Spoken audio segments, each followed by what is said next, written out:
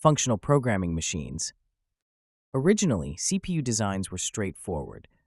A machine consisted of one CPU, central processing unit, plus a handful of memory chips, which formed main memory and contained all code, data, and stack for programs.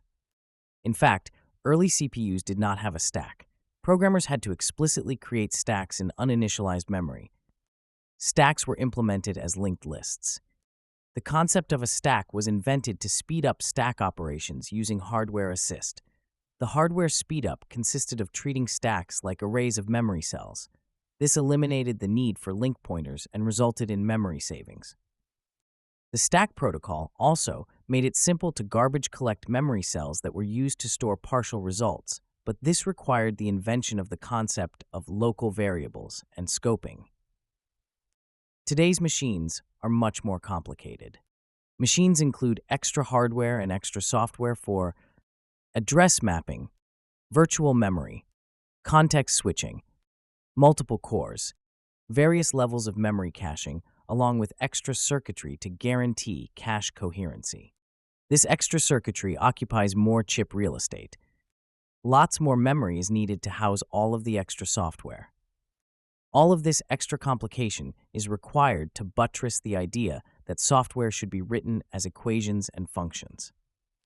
At one time, a Lisp machine was envisioned. Today's hardware architecture is essentially a functional programming machine. The architecture is a mishmash of simple sequencer circuitry embellished with various circuits aimed specifically at functional programming. The current architecture is more complicated than the original concept for CPUs.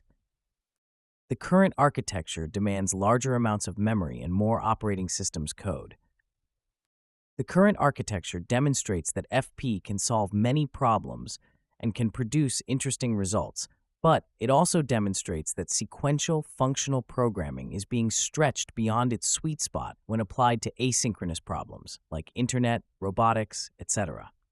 This is not a surprise, since the original intent of CPUs was to tame the massive asynchrony of electronic circuitry through the use of synchrony.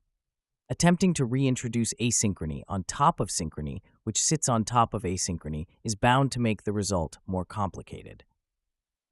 We see the strains on synchronous programming languages leaking through in the forms of callback hell, await, larger code sizes, greater programming complexity, code fragility due to tight coupling, etc.